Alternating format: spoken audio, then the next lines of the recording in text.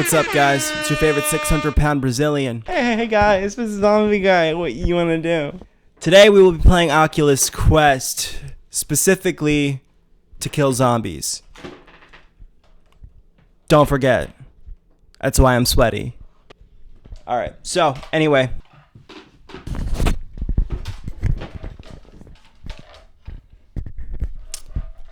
Hey guys, what's up?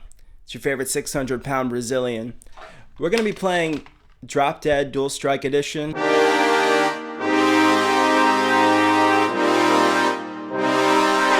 What's up, guys? It's your favorite 600-pound Brazilian. Hey guys, this is Zombie Guy. What you wanna do? Today we will be playing Oculus Quest, specifically to kill zombies. Don't forget, that's why I'm sweaty.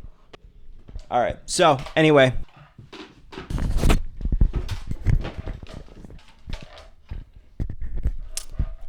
Hey guys, what's up? It's your favorite 600-pound Brazilian. We're going to be playing Drop Dead Dual Strike Edition on Oculus Quest today. I'm going to talk a bit about the movie I've been working on for the past 7 months, how we, casted, what our methods were for finding the right locations, essentially just anything about that. And if you want to come on, play, send me a friend request on the Quest, and don't message me personally. I get scared of strangers really easily, and I have a fear of flying. Thank you. My name is Elijah, and I'm addicted to alcohol. All right, guys. We're gonna be doing horde mode. Let's do the ultimate showdown. I got to wave 25 on spawn. That level's really easy. I haven't played this one single player yet. I usually play with Lindsay, my girlfriend. She's actually really good at this game too. She's been learning really quickly. Just rising up, as she'll tell you. Oh, and so the Oculus gets foggy as fuck. Oh wait, shit, I forgot. Okay, so let's go into sharing mode real quick. Record video. There we go.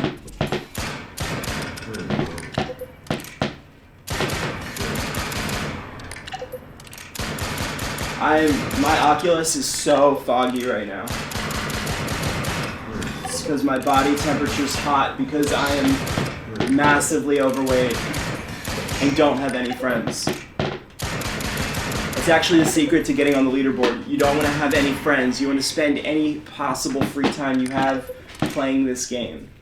You want no goals in life at all. That's why I'm doing really well at it. Oh man, I'm on YouTube. I feel like Shane Dawson right now. Isn't he hot? Don't you guys love Shane Dawson?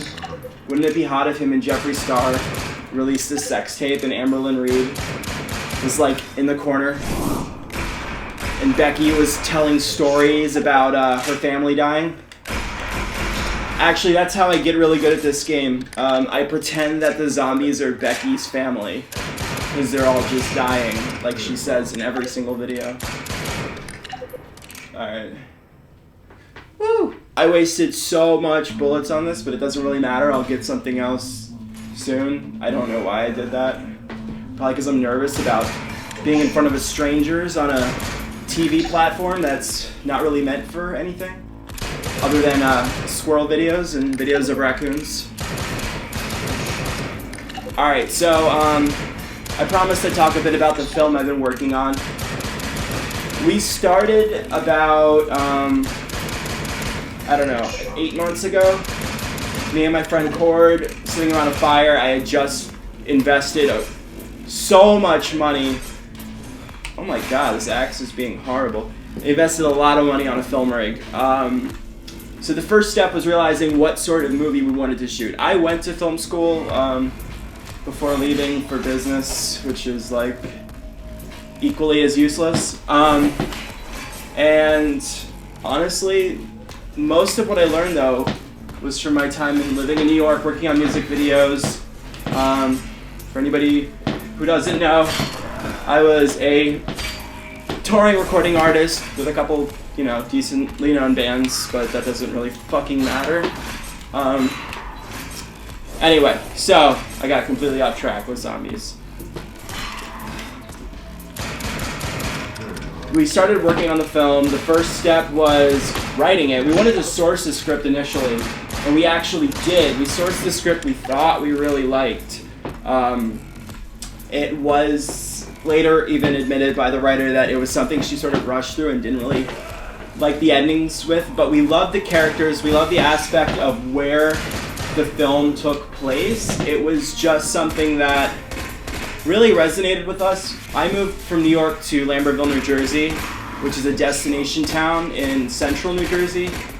And a big, a big positive of this area is that you have mountains, you have forests, you have fields, you have the river, the Delaware River, you can film on with houses on it. And everybody's super art-centric. So the minute we wanted to do something, all we had to do was reach out to people in the town and like, hey, there's this Facebook group page for the town. And I was like, hey, we really need a place to shoot this film. We have like 4 locations in mind that we need. Who lives where, who can help us. So we wrote the script based on the characters of the initial script. That was the only thing that we kept, which we did credit her on. Then we ended up writing this really interesting story about a guy who hadn't really processed his parents' death. From the get-go, this is a short film. Like I'm selling like 8 months on what will be a 10-minute film. But there's a reason for that. We really wanted it all perfect.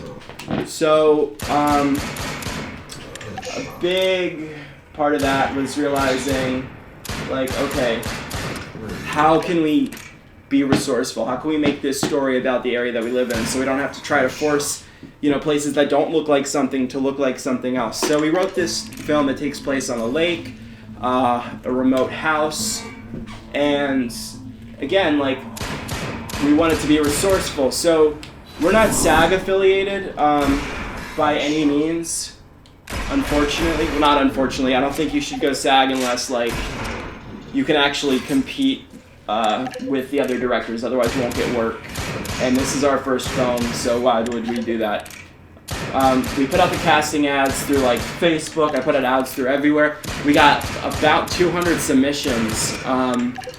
We narrowed it down to this guy who, actually had a ton of experience, really incredible actor. It's like 35, pretty youthful looking. He just got a $3.5 million budget for another film that he's doing with his cousin, who's a producer. It's like a comedy show. It's actually a pretty cool concept. It's very old school, and it's... Wow, we're getting a lot of guns. There we go. So anyway, Eric was super awesome. I went back into the script and reshaped it based on what, we thought would fit him. Like, we wanted the character... We wanted somebody that was the character, but we also weren't, like, married to the idea of this character needing to be somebody that we didn't have access to. So, that's right, bitch. We ended up shifting the story a bit a couple different times. We went through, like, 8 revisions over the past several months. Then we found Lauren, who had less experience, but she was a local and a really connected socialite. Great, wonderful woman. Ended up being perfect for the role, super talented.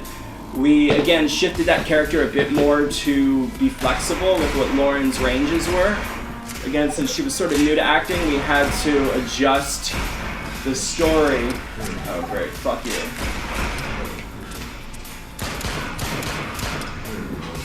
Fuck that.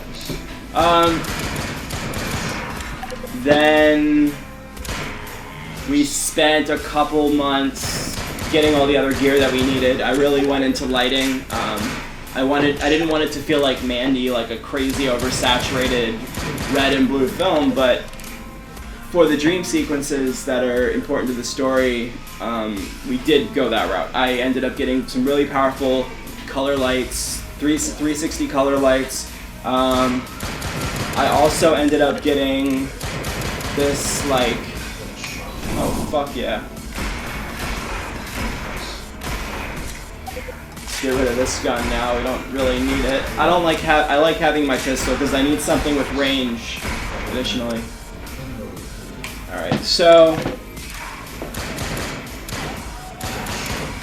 long story short, we adjusted everything, we got the gear that we needed, we found the locations that we needed, and we went into the first shooting date with the idea of shooting at one location on the river that would, if the film takes place about a remote house that has a lake on it, we thought we could pull it off, and honestly it didn't.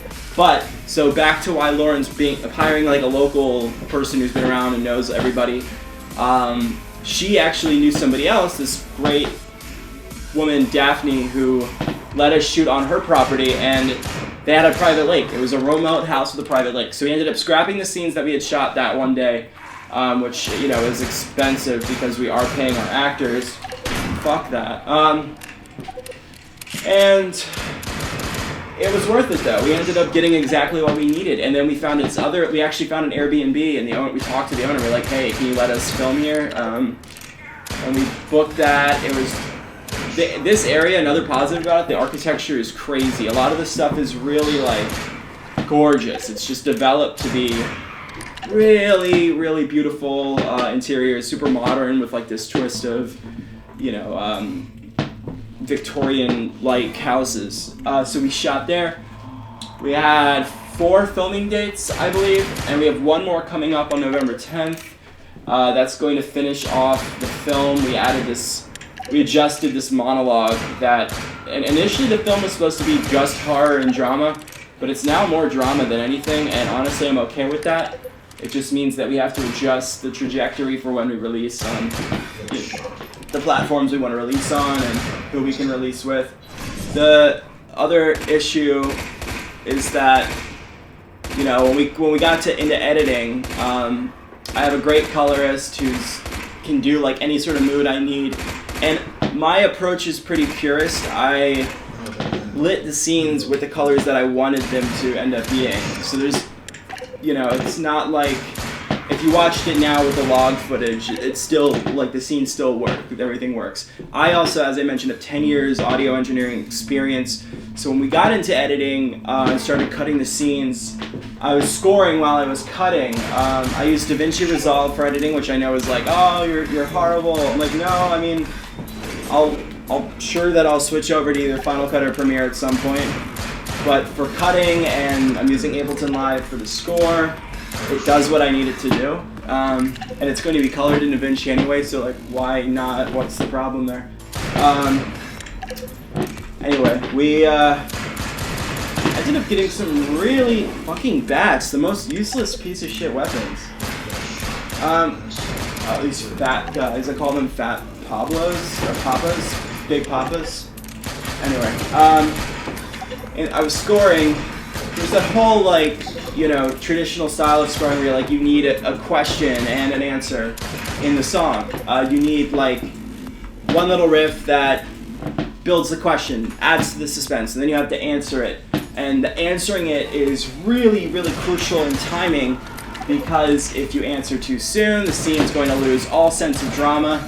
People don't realize, like, a lot of the films are digested through the audio. Like, you're experiencing what you're experiencing. Like, watch a horror movie silent. It will not have the same effect. It will be good, but it will not be as good. So, started working on the score, and the footage that I initially lost a bit of confidence about came to life. It's so fucking great now. I'm like, no part of me is upset with how the film's turning out. We have another cool aspect of working in a small town is we lined up a premiere with a really historical theater. Like, there's a lot of history there for Lambertville, and it's like it's a cool spot. The people are really cool. I'm excited about when we release in January.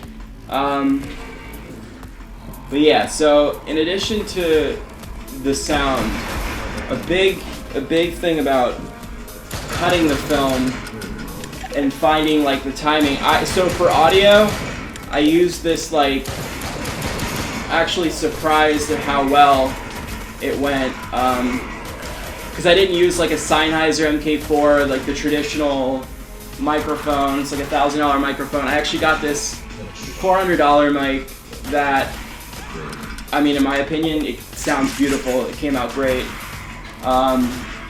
And for preamp and recorder, our rig actually has a built-in XLR port, which is not ideal. But again, this is super indie. We're limited. We have a $10,000 budget. We're not like fucking